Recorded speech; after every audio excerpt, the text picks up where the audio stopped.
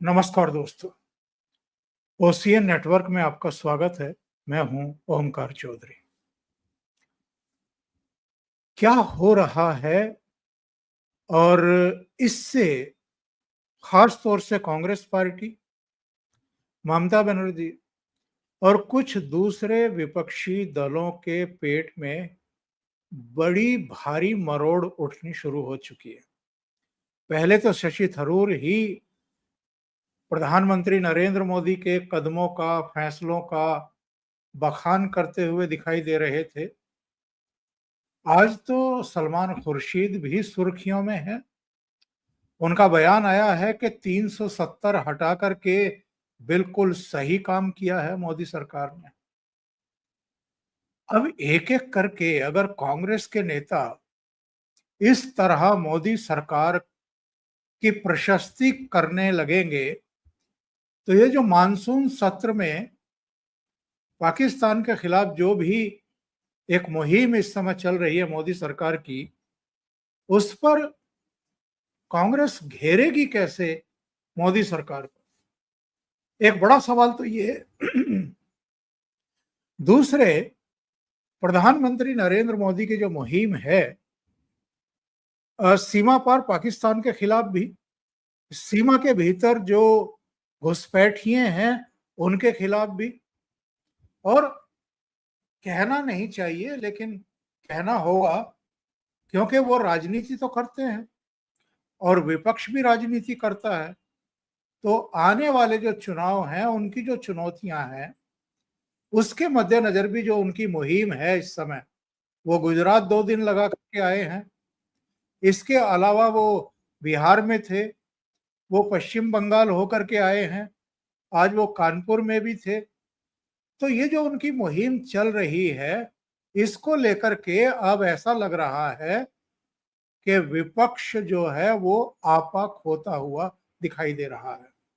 और ये बात मैं इसलिए भी कह रहा हूं क्योंकि एक अखबार ने एक फेक न्यूज छाप दी कि 9 जून जब प्रधानमंत्री नरेंद्र मोदी के बतौर तीसरी बार के प्रधानमंत्री के 1 साल पूरा होगा तो भारतीय जनता पार्टी की लीडरशिप घर घर जाकर के महिलाओं को सिंदूर का वितरण करेगी। और इसके बाद कांग्रेस की तरफ से भी, और यहां तक के पश्चिम बंगाल की मुख्यमंत्री ममता बनर्जी तक ने जो है लूज टॉक कर दी प्रधानमंत्री के बारे में, उनकी पत्नी के बारे में। अमित मालवीय का कहना है कि भारतीय जनता पार्टी का तो ऐसा कोई प्रोग्राम ही नहीं है कि हम घर घर जाकर के सिंदूर बांटेंगे या वितरण करेंगे। ये भास्कर में 28 तारीख के भास्कर में कई संस्करणों में फेक न्यूज छपी थी कि एक भारतीय जनता पार्टी के नेता ने इस तरह की जानकारी दी है। कोई अधिकृत बयान बीजेपी की तरफ से नहीं, प्रधानमंत्री या अमित शाह या जेपी नड्डा की तरफ से नहीं, किसी महासचिव की तरफ से नहीं, किसी प्रेस कॉन्फ्रेंस में नहीं। और इस पर जिस तरह से प्रधानमंत्री नरेंद्र मोदी पर निजी हमले किए गए, इससे लगता है कि उनके प्रति, उनकी मुहिम को लेकर के असुरक्षा का भाव कितना बलवती हो चुका है और ये लोग अपने भविष्य को लेकर के किस कदर परेशान और हताश हैं। मेरे साथ 2 खास मेहमान जुड़ रहे हैं, उनको जोड़ लेते हैं और जोड़ करके चर्चा को आगे बढ़ाएंगे। धीरेन्द्र पुंडीर साहब दिल्ली से और वीरेंद्र नाथ भट्ट लखनऊ से जुड़ गए हैं। बहुत स्वागत है आपका। धीरेन्द्र जी, आपसे शुरुआत करते हैं। अब तो सलमान खुर्शीद 370 हटाए जाने का स्वागत कर रहे हैं और कह रहे हैं कि बिल्कुल सही कदम है मोदी सरकार का, और ये कोई प्रेशर में तो किसी से बयान दिलवा नहीं सकता है। तो अब ओपनली अगर कांग्रेस के नेता प्रधानमंत्री नरेंद्र मोदी और उनकी सरकार के कदमों और फैसलों का स्वागत कर रहे हैं, सही बता रहे हैं, तो जो नैरेटिव है कांग्रेस का वो तो ध्वस्त होता हुआ दिखाई दे रहा है। ये मानसून सत्र में क्या करेंगे? देखिए, एक चीज तो ये तय है कि राहुल गांधी की जो पार्टी है, जो इस समय उनका जो इस समय सलाहकार मंडल है, वो लगातार कांग्रेस की फजीहत करता जा रहा है। वो ऐसे मसले पर अपने ही लोगों के खिलाफ खड़ा होता दिखता है, क्योंकि बाद में देखेंगे दूसरी पार्टियां चुनाव में क्या करेंगी, वो तो चुनाव आने पे ही तय होगा। लेकिन जिस तरह का माहौल पार्टी के अंदर, उन्हीं के अंदर जिस तरह की सिर्फ फुटोवल हो रही है, वो लग रहा है कि इस समय राहुल गांधी ये समझने में नाकाम हो रहे हैं कि आखिर जनता का मूड किस तरफ है। क्योंकि राजनेता सबसे पहले जनता का मूड आंकते हैं, वो आंकते हैं। क्योंकि सलमान खुर्शीद हालांकि बहुत लंबे समय से जीत का उन्होंने मुंह नहीं देखा है, और एक तरह से वो फर्रुखाबाद की राजनीति में या उत्तर प्रदेश की राजनीति में, खैर वो बहुत ज्यादा सक्रिय कभी रहे नहीं थे। उनकी वाइफ भी एक बार विधायक बनी। लेकिन जिस तरह से वो जो मुस्लिम चेहरा थे, जो एक उस तरह से माना गया कि कांग्रेस के उस जो एलीट क्लास का मुस्लिम है उसका एक चेहरा थे, वो अगर कश्मीर पर बोल रहे हैं और सरकार की लाइन को टो कर रहे हैं, तो मुझे लगता है कि कांग्रेस की सेंट्रल लीडरशिप है वो अभी अपने मुद्दे को समझने में, मुझे लगता है उनको दिक्कत आ रही है ऐसे मौके पर, जब राष्ट्र का मूड इस तरह का होता है। आप इस तरह के सवालों को, जिस तरह से आपने शशि थरूर पर हमला बोला था, अगर आप इसी तरह से दूसरे भी हमले बोलना शुरू करेंगे, तो मुझे लगता है कि ये लगातार एक खुद पार्टी के लिए बड़ी परेशानी का सबब बनता चला जाएगा। क्योंकि पहले आपने शशि थरूर को, आपने उदित राज को छोड़ दिया, वो कुछ का कुछ बोल रहे हैं। फिर आपने जयराम रमेश को देखा, फिर आपने देखा पवन खेड़ा को देखा, तो एक लाइन छोड़ी जो उस समय। लेकिन आप सलमान खुर्शीद पर वो नहीं कर सकते हैं, क्योंकि सलमान खुर्शीद पर अगर आप ये हमला करते हैं, तो जो आप मुस्लिम तुष्टीकरण के लिए ये जो बेसिर पैर की पॉलिसीज के साथ आप लड़ रहे हैं, वो सब धाराशायी होता हुआ दिखेगा। क्योंकि ये परसेप्शन का खेल है, और मुस्लिम्स वोटों के लिए सबसे ज्यादा अगर लड़ाई है तो रीजनल पार्टीज के साथ कांग्रेस की है, उसके साथ में किसी और की लड़ाई नहीं है। तो मुझे लगता है कि ये एक बड़ा जो कांग्रेस के लिए बड़ा समस्या का वो हो गया है कि ये विदेशी प्रतिनिधिमंडल में इसीलिए उन लोगों को भेजना चाह रही थी। इसने उन लोगों के नाम दिए थे जिन लोगों से इसको उम्मीद थी कि वो शायद बीच बीच में, हालांकि ये देश के लिए है, ये सारे प्रतिनिधिमंडल इस वक्त वहां देश का प्रतिनिधित्व कर रहे हैं, किसी पार्टी का नहीं है। लेकिन जिन लोगों के मुझे लगता है जो नाम दिए थे, उन लोगों के नाम में ये सोचा होगा कि वो शायद पार्टी के बीच का नाम भी बीच बीच में लेते रहेंगे, राहुल गांधी की प्रशंसा करते रहेंगे, लेकिन ये नाम तो उनका दिया हुआ था। उसमें ये जो दिक्कत है, मुझे लगता है कि कांग्रेस के अंदर इस समय जो उनका विचलन है, जो राजनीतिक आइडिया राष्ट्रवाद को लेकर है या तमाम दूसरी चीजों को लेकर है, वो उनकी विफलता शो करता है यहाँ। और ये बताता है कि जो फैसले लिए जा रहे हैं वो राष्ट्र हित में है, भले ही आप पार्टी हित में उनका विरोध करते रहे हो, लेकिन जैसे ही आपको फोरम मिलता है आप वापस उस फोल्ड में लौट आते हैं। तो मुझे लगता है कि ये कांग्रेस के लिए और चिंता का सबब है। जी बिल्कुल सही है। वीरेंद्र जी, प्रधानमंत्री नरेंद्र मोदी की 2-3 तरफा मुहिम चल रही है। एक तो वो लगातार पाकिस्तान को चेता रहे हैं कि आपकी एक और गलती जो है वो बहुत भारी पड़ेगी, और ये सब जानते हैं कि जो वो कहते हैं वो करके दिखाते भी हैं, और करके अतीत में दिखाया भी है। दूसरी मुहिम उनकी चल रही है राज्यों में इस समय। वो अलग अलग राज्यों में जा रहे हैं, वो रोड शो भी कर रहे हैं, उनका स्वागत हो रहा है, लोगों में एक जोश दिखाई दे रहा है, उनकी सभाओं में भी एक स्पार्किंग दिखाई दे रही है। एक तो ये होता है कि भीड़ आप भर करके लाए बसों में, आपने जुटाई और बस वो भाषण सुना और सुन करके चली गई। लेकिन अगर वो तालियां बजा रहे हैं, उनके चेहरों पर एक चमक दिखाई दे रही है लोगों के, और वो प्रधानमंत्री के प्रति अपना अनुराग और विश्वास जाहिर कर रहे हैं, तो इससे पता चलता है कि उनको जो रेस्पॉन्स मिल रहा है वो रत्ती भर भी उससे कम नहीं है जो 2013-14 में हमने देखा था। ये चीजें डरा रही हैं इस समय विपक्षी दलों को। और जो मैं एक जिक्र कर रहा था कि एक फेक न्यूज छप गई भास्कर में कि 9 जून से सिंदूर वितरण होगा घर घर। भारतीय जनता पार्टी की तरफ से अमित मालवीय का इस पर बयान आ चुका। उन्होंने कहा कि ऐसा कोई कार्यक्रम नहीं है, ये फेक न्यूज है। इसके बावजूद कांग्रेस की प्रवक्ता रागिनी नायक बैठ करके पूरा प्रधानमंत्री पर निजी हमले करती हैं। ममता बनर्जी तो कहती हैं कि अपनी पत्नी को मोदी जी सिंदूर क्यों नहीं दे रहे, और क्या देश भर की महिलाओं के पति हैं वो जो सिंदूर देंगे। यानी मोदी जी की तरफ से कुछ नहीं, जेपी नड्डा की तरफ से कुछ नहीं, जी अमित मैं शाह आता की हूँ तरफ आपकी से बात, कोई कुछ नहीं। I got your point. आपने एक शब्द यूज किया मुहिम, फिर आपने शब्द यूज किया कि रानी नायक ने क्या कहा और सोशल मीडिया पे क्या कहा गया। फिर आपने कहा कि ममता बनर्जी भी ये बता रही हैं कि क्या मोदी देश के पति हैं।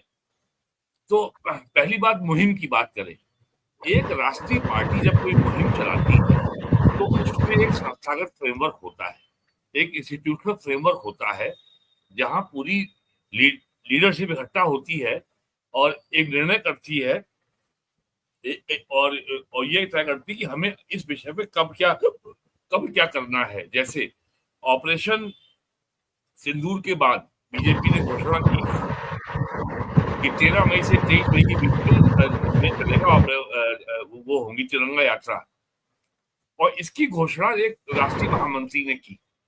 तो बीजेपी ने दिखाया कि एक राष्ट्रीय पार्टी में एक स्ट्रक्चर्ड हायरार्की है, जहां पार्टी में ये इतने लोग बैठेंगे और ये निर्णय करेंगे और ये अनाउंस करेंगे और ये इस रूप में पूरे देश में जाएगा और पूरे देश में ये लोग कोऑर्डिनेट करेंगे।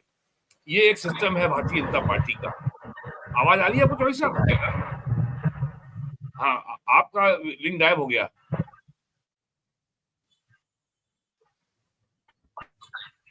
चौधरी साहब का लिंक चला गया। आवाज आ रही है सर?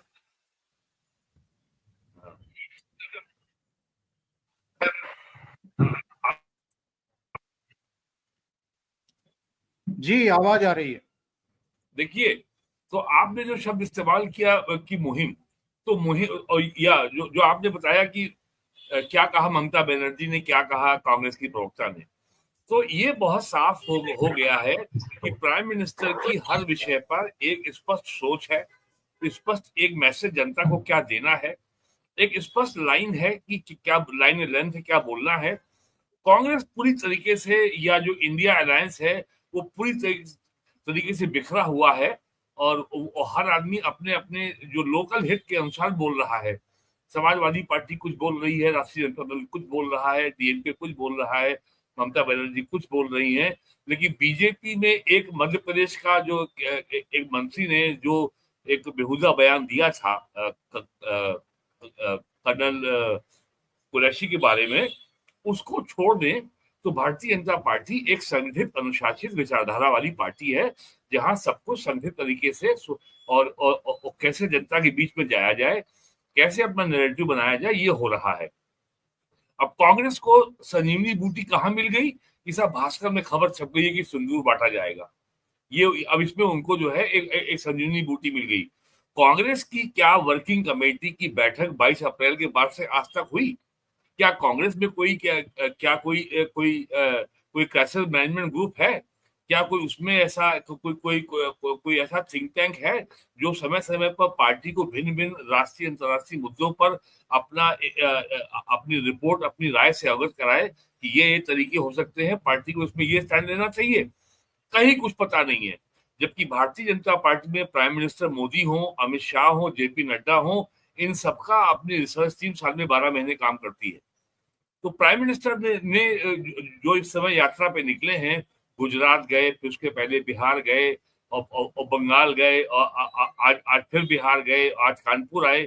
तो प्राइम मिनिस्टर को ये पता है कि राष्ट्रीय मूड क्या है, उनकी उनकी उंगली राष्ट्र की पल्स के ऊपर है।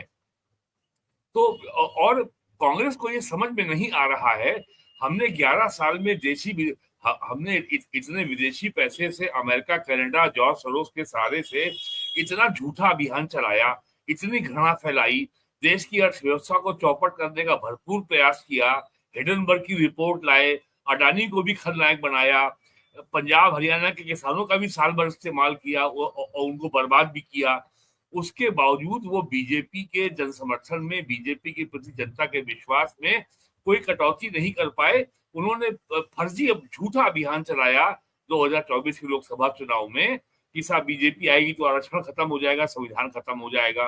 किन्हीं कारणों से बीजेपी की अपनी अंदरूनी कमजोरियां भी रही हैं, जिससे बीजेपी की सीटें 240 पे अटक गई। लेकिन पिछले एक साल में प्राइम मिनिस्टर नरेंद्र मोदी ने यह साबित कर दिया कि सीटों की संख्या कम होने से, बीजेपी के बहुमत ना होने के बाद भी भारतीय जनता पार्टी के संकल्प का जो निर्णय करने की जो संकल्प शक्ति है उसमें कहीं कोई अंतर परिवर्तन नहीं है।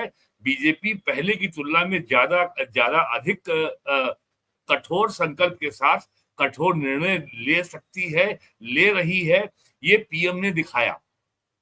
तो कांग्रेस को ये कांग्रेस के पास कोई इंस्टीट्यूशनल फ्रेमवर्क नहीं है।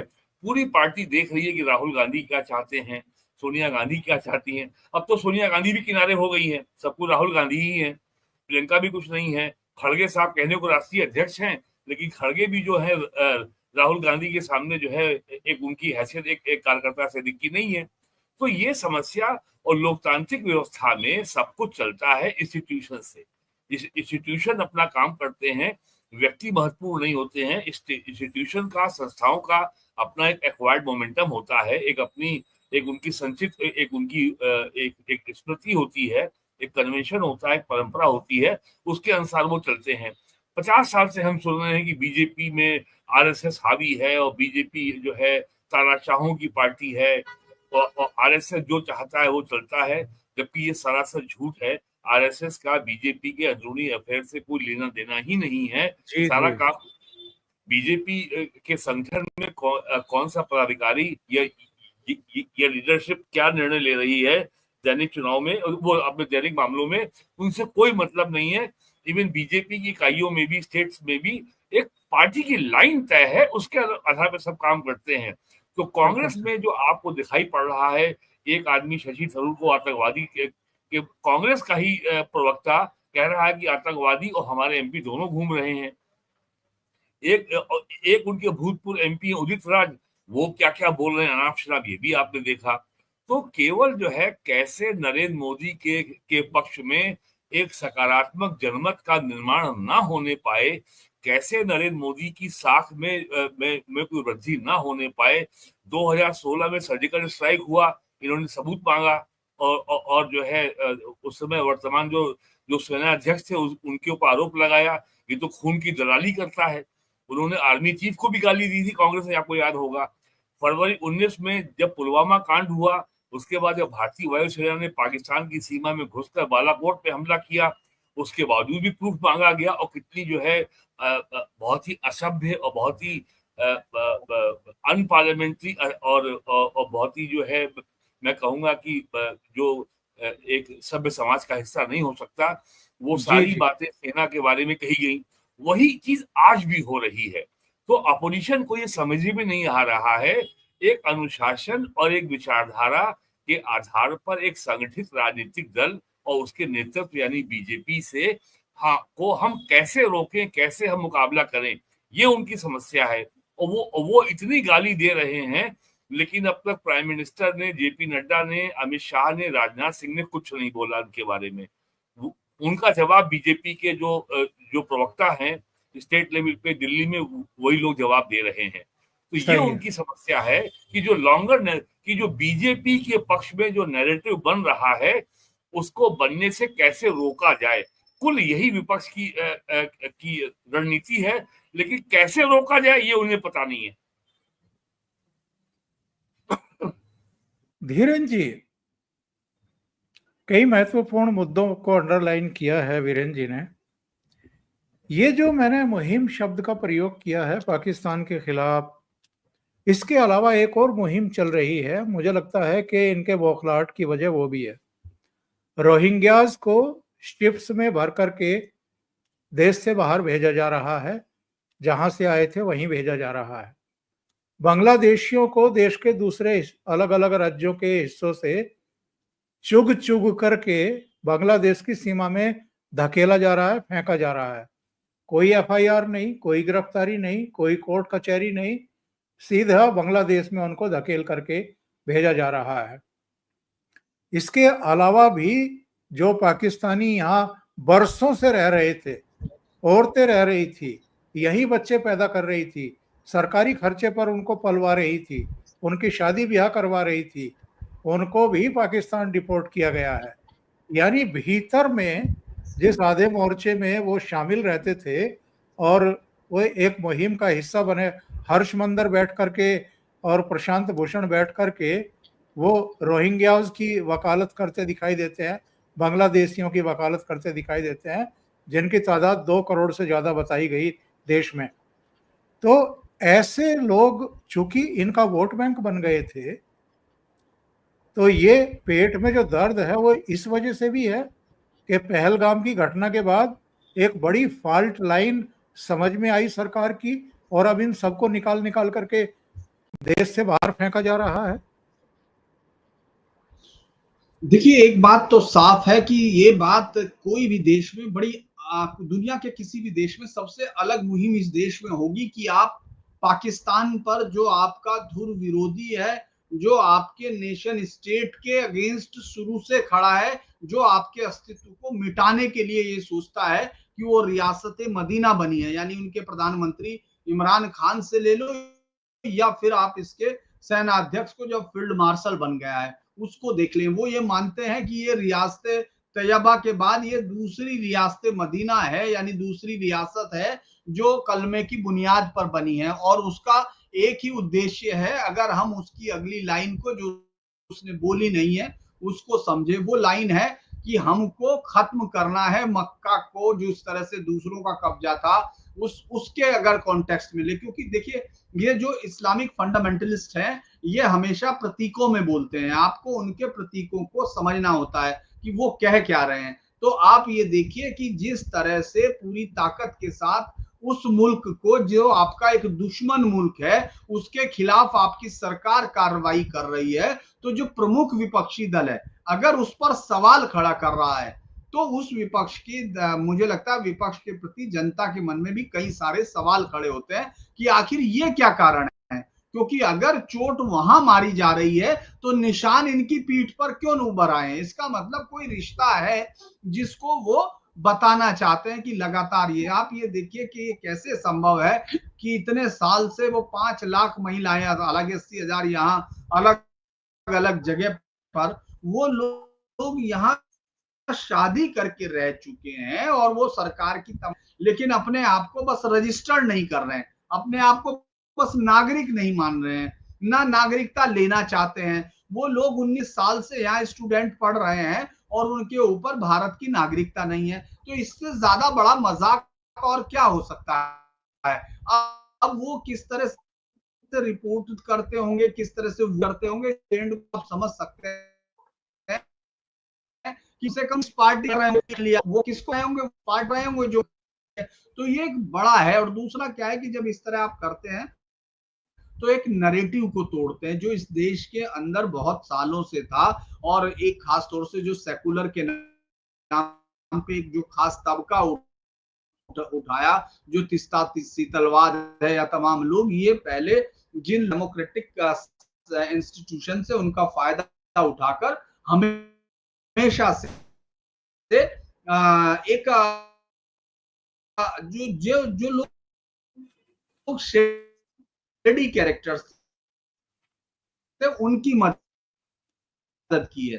तो मुझे लगता है पर हुआ है ये देश के खिलाफ हो सकता है। तो आपकी आवाज थोड़ी कट करके आ रही है धीरे धीरे, ये जो शायद बौखलाहट है, ये उस इकोसिस्टम के टूटने की है, क्योंकि वो उसके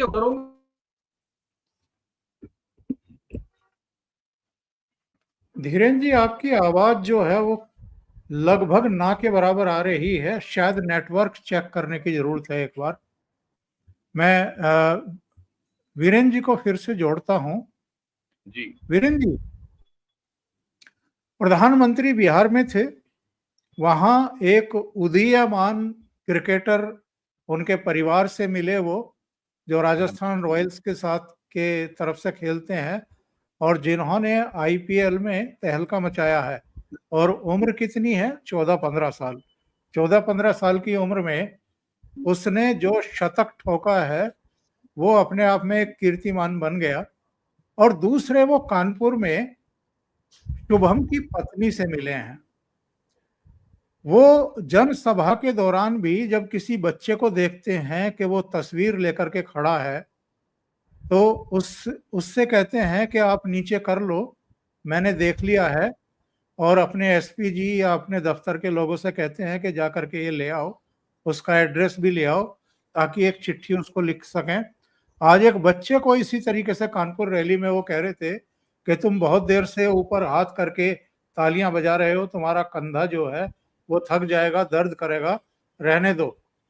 ये जो छोटी छोटी चीजें हैं प्रधानमंत्री की, ये उनकी सेंसिटिविटी शो करती है। और इससे जो मैसेज जाता है, अगर हम चर्चा कर रहे हैं तो हमने वो देखा है होते हुए, इसलिए हम चर्चा कर रहे हैं।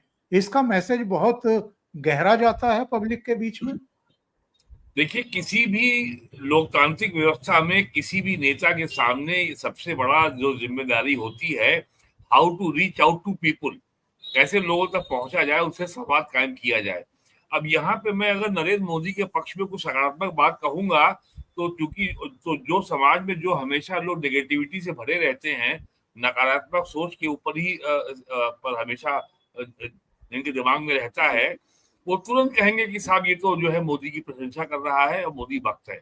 लेकिन मैंने पिछले 40 साल में नरेंद्र मोदी एक पहले नेता हैं जो हर व्यक्ति को अपना पांव छूने से मना करते हैं और बहुत सख्ती के साथ डिस्करेज करते हैं। मैंने नहीं देखा आज तक यूपी में, वो कांग्रेस हो, समाजवादी पार्टी हो, बहुजन समाज पार्टी हो, भारतीय जनता पार्टी हो, एक से नेता, इवन बीजेपी में तो ऐसे नेता हैं कि जिनका पांव ना छुओ तो वो अपनी आंखों से लेजर बीम छोड़ के आपको भस्म कर देंगे। नरेंद्र मोदी पहले नेता हैं जो कभी किसी को पांव छूने से रोकते हैं, और विशेषकर महिलाओं को तो उन्होंने कभी पांव नहीं छूने दिया। उल्टे अगर किसी महिला ने उनका पांव छूने का प्रयास किया तो वो उसी का पांव छू लेते हैं। ये पीएम ने किया है। और अपने पब्लिक अपीयरेंस में एक सहज और विनम्र व्यक्ति के रूप में कैसे पेश आया जाए, ये बात लोगों को मोदी से सीखनी चाहिए। प्रयागराज में ये वाले नहीं, इसके पहले वाले कुंभ मेले में नरेंद्र मोदी ने सफाई कर्मचारियों के पैर धोए, उन सबको जो है और उनको कुछ जो है उपहार भी दिए। जब काशी विश्वनाथ मंदिर कॉरिडोर का निर्माण पूरा हुआ और जब उसके समारोह में गए प्राइम मिनिस्टर नवंबर 2021 में, तो उन्होंने सारी कुर्सियां हटा के फेंक दी और सारे वर्कर्स जो वहां काम करते उनको उनके बीच में जाके बैठ गए और उनके बीच में जाकर वो उन्होंने उस कार्यक्रम में रहे। तो ये जो एक अहंकार आ जाता है कि हम एक पद पे आ गए हैं, हम बहुत बड़े हो गए हैं, ये ऐसा अहंकार मैंने यूपी में एक सभासद में तो देखा है। वो किसी पार्टी का हो सकता है, कांग्रेस, सपा, बसपा, भाजपा, सब जगह। Narendra Modi is the only politician I have seen in my life जो व्यवहारिक जीवन में अपने आचरण में बहुत विनम्र हैं। और मैंने उनको पीएम बनने के पहले भी देखा है 98 में, जब वो अटल जी के इलेक्शन के इंचार्ज बन के लखनऊ आए थे। तो ये बातें जो है सामान्य, ये बातें बहुत सहज और बहुत सामान्य छोटी बातें लगती हैं, लेकिन आम जनता के हृदय को छूती है। अगर कोई छोटी सी लड़की या लड़का आपके लिए अपने एक पोर्ट्रेट बना के लाया है और प्राइम मिनिस्टर अगर उसको रिस्पॉन्ड कर रहे हैं और एसपी जी को कह रहे हैं कि जाओ भाई इसकी फोटो ले आओ और उससे कहो कि अपना वो नाम, पता, फोन नंबर लिख दे, उसको हम चिट्ठी भेजेंगे, तो उस बच्चे के लिए कितना बड़ा ये एक एनकरेजमेंट है, कितना बड़ा उसके लिए उत्साहवर्धन का बात है। नेता को ऐसे ही पब्लिक प्लेस में आचरण करना चाहिए। जरा देखिए बहन जी, हमारी मायावती जी का क्या व्यवहार था, अखिलेश यादव का क्या व्यवहार है, राहुल गांधी का क्या व्यवहार है, सोनिया गांधी का क्या व्यवहार है। और मैं ये कहूंगा, मैंने इंदिरा गांधी को भी एज प्राइम मिनिस्टर देखा है, वो भी जनता के बीच में सहज भाव से मिलती थी, और अगर सिक्योरिटी जितना परमिट करती थी, लोग उनके निकट जा सकते थे। ये मैंने देखा है उनको as a prime minister in 1975 और फिर 80 से 84 के बीच में। और मुझे तो आज भी याद है, अक्टूबर 84 में इंदिरा गांधी जो है अपने हत्या के कुछ दिन पहले लखनऊ आई थी, और लखनऊ से करीब ये सुल्तानपुर रोड पर एक चकगजरिया बहुत बड़ा फार्म था एनिमल हस्बेंड्री का, वहां पे कार्यक्रम में गई थी, मैं उसमें गया था। आज 40 साल हो गए। तो नरेंद्र मोदी का के व्यक्तित्व का ये जो हिस्सा है, विनम्रता वाला, ह्यूमिलिटी वाला और जनता से जुड़ने वाला, इससे जो है आम जनता को भी, नेताओं को भी, सबको मेरा ख्याल है इसको ध्यान देना चाहिए। आई डोंट एडवाइस देम कि तुम सीखो, मैं इतना बड़ा नहीं हूँ, but I will certainly tell them कि इसके प्लीज कंसीडर इट, इस पे विचार कीजिए, क्योंकि अहंकार जो है वो बहुत ज्यादा नेगेटिविटी पैदा करता है आपके अराउंड, लोगों को आपसे दूर करता है। और आप अगर विनम्रता से लोगों से मिलते हैं तो एक आदमी की जगह आपके पास 1000 लोग आते हैं। जी। और ये वैभव के साथ मिलना, वैभव सूर्यवंशी के साथ मिलना, अब आप और बताइए, उसको वो उसको 14 साल के शाबाशी दे। लड़के, अगर 14 साल के लड़के की प्राइम मिनिस्टर पीठ ठोक रहे हैं तो उसके लिए इससे बड़ा एक रिवॉर्ड क्या होगा? उसके लिए तो ये लाइफ टाइम अवार्ड हो गया। उसके परिवार से मिलना, उसको शाबाशी देना, उसका हौसला बढ़ाना, आप मतलब अंदाजा भी नहीं लगा सकते कि कितनी कितनी लार्ज यूथ जो एनर्जी है उसको बूस्ट अप कर गए, और कितने युवाओं को प्रेरित कर गए कि आप में अगर प्रतिभा है तो आपके सामने इस देश का प्रधानमंत्री भी नतमस्तक होगा। और मैं ये भी कहूंगा कि अगर प्राइम मिनिस्टर इस बच्चे से मिल रहे हैं तो इसमें कोई पॉलिटिकल मोटिव नहीं होना चाहिए। जी बिल्कुल। मैं आप कुछ कहना चाहेंगे? जी जी। मैं एक लास्ट में यही कमेंट्स कर सकता हूं कि प्रधानमंत्री मोदी जो इस समय आप उनको उस एज में देख रहे हैं जिसमें उन्होंने ये कहा था कि बीजेपी के लोग जो है मतलब एक मार्गदर्शक मंडल की तरफ जाएं, लेकिन ये उस तरफ इशारा था जो लोग नया बदलाव नहीं, उसके साथ सहज नहीं होते या बदलाव को स्वीकार नहीं करते। प्रधानमंत्री मोदी का व्यवहार ये बता रहा है कि वो हर उस नब्ज को, क्योंकि वैभव के साथ मिलना, वैभव अभी कोई टेस्ट का या उसका क्रिकेटर नहीं है जो इंडियन कैप पहनी हुई हो, वो एकदम T20 का जो चल रहा है और इस समय देश की जनता का जो मूड है उसको, तो ये मैं कह सकता हूं कि इस समय ये कहने में कोई शक नहीं है कि जनता की नब्ज पहचानने में पूरे देश में अगर नेताओं का, चाहे वो अक्रॉस तमाम पार्टियां हैं, उसमें प्रधानमंत्री मोदी नंबर 1 है। आप उनसे सहमत हो असहमत हो, लेकिन आप उनके इन कदमों को बिल्कुल नकार नहीं सकते हैं कि वो किस तरह के कदम उठाते हैं, एकदम नए लोगों से लेके बुजुर्गों तक। आपने देखा होगा कि किस तरह से जब अभी पद्मश्री का अवार्ड राष्ट्रपति भवन में हो रहा था तो क्या एक उन लोगों का रिश्ता था जिन लोगों ने कभी सपने में भी नहीं सोचा होगा कि वो दिल्ली तक जाएंगे, अभी उनको राष्ट्रपति अवार्ड दे रही थी। तो ये सब एक बहुत वो है। मुझे लगता है कि अब मुझे निकलना होगा। सर धन्यवाद। जी जी, आप सब बहुत धन्यवाद धीरेन्द्र पुंडीर जी। और धीरेन्द्र जी का चैनल आप जानते हैं, धीरेन्द्र पुंडीर ऑफिशियल, तो उसको जरूर सब्सक्राइब करें। बहुत बहुत धन्यवाद आपका धीरेन्द्र जी। अभी वीरेंद्र जी हमारे साथ रहेंगे। वीरेंद्र जी आपके पास आता हूं। एक बात है कि जब बिहार में वो सभा को संबोधित करने के लिए गए, मंच पर हमने देखा कि नीतीश की और उनकी जो बाउंडिंग है इन दिनों, इस दौर में, वो उससे ठीक अलग है जो 2010 में नीतीश कुमार ने नरेंद्र मोदी के आने की सूचना मात्र से जो कार्यकारिणी थी उनके सदस्यों का डिनर रद्द कर दिया था। आज नीतीश जो है वो पूरी तरह बदले हुए दिखाई दे रहे हैं। तो दो चीजें हैं, एक तो नरेंद्र मोदी के लिए ये कहना कि सब खड़े होकर के उनका अभिनंदन करिए। अटल जी ने जो बिहार के लिए किया, ये उनसे भी कहीं बेहतर कर रहे हैं बिहार के लिए।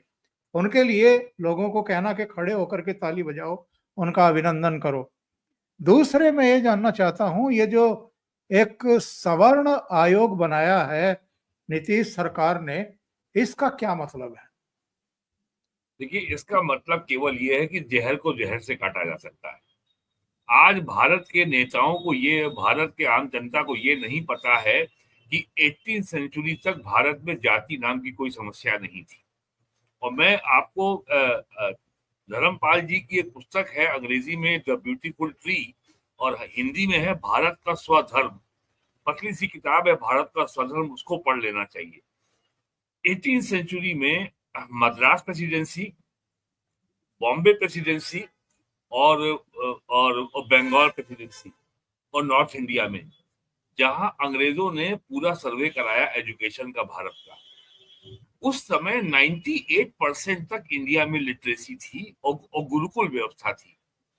जिन वर्गों को आज जनजाति, ट्राइबल, ओबीसी और शेड्यूल कास्ट कहा जाता है, ऐसे छात्रों की संख्या 80% तक थी इन गुरुकुलों में। तो ये जो फर्जी प्रचार किया जा रहा है, ब्राह्मणों ने 5000 साल नहीं पढ़ने दिया, ये किया वो किया, और इन गुरुकुलों में कोई जाति भेद नहीं था, कोई जो है लिंग भेद नहीं था, लड़के लड़की का भेद नहीं था।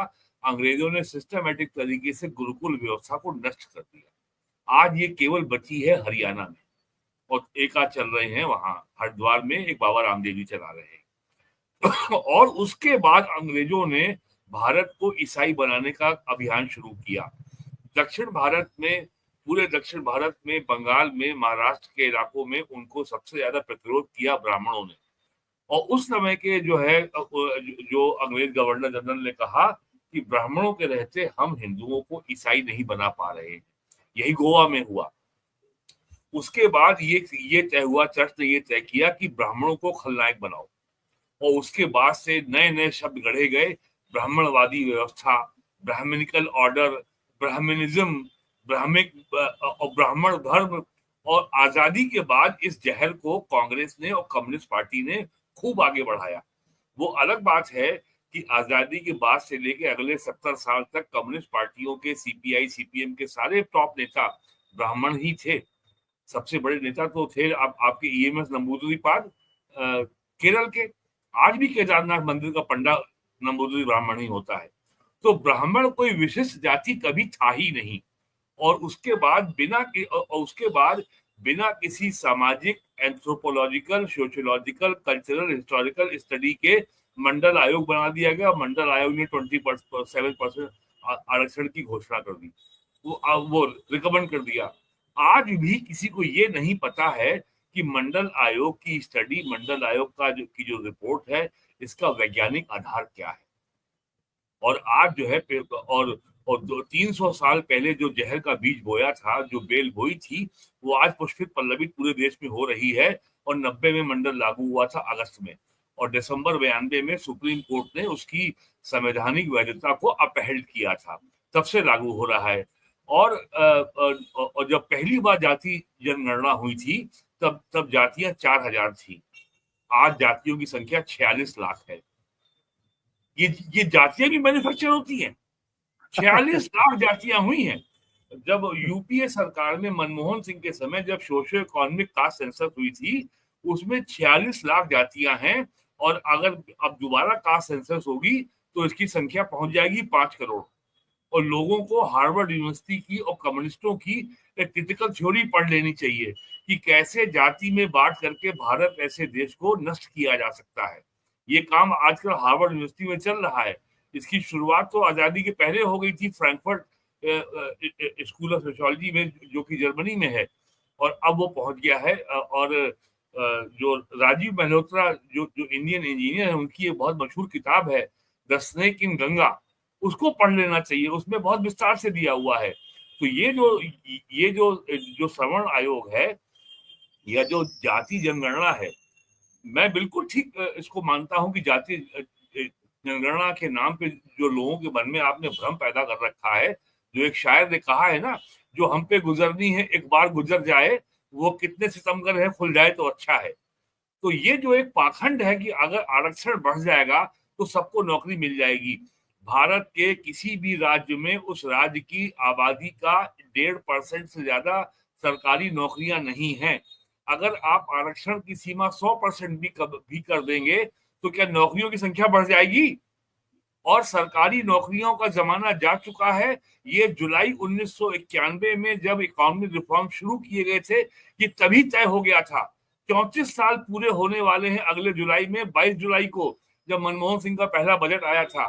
तो जो लोग 34 साल में नहीं समझ पाए, तो वो मेरी बात से समझ जाएंगे, ऐसा मुझे भ्रम नहीं है।